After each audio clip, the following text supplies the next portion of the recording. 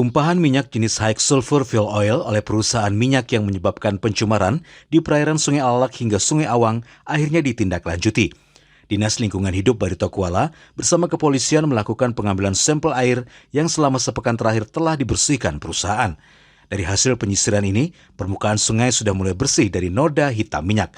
Namun beberapa bercak hitam minyak yang tumpah masih menempel di sejumlah tanaman dan rerumputan pinggir sungai. Dari DLH yang ini yang kedua kalinya, yang kemarin di awal terjadi itu musibah itu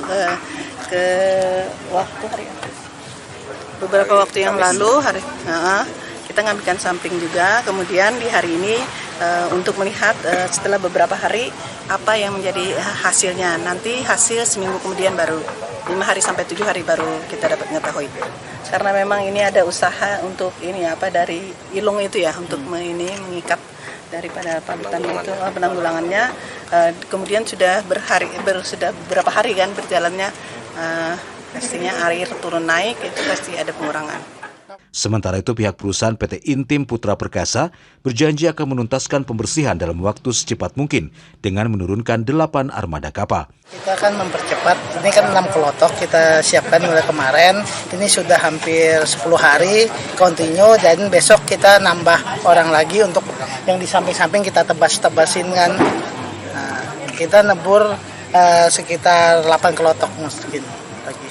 Artinya tumbuhan-tumbuhan yang hitam kita potong. Nah, untuk dibersihkan supaya tidak ada lagi yang kotor-kotor gitu.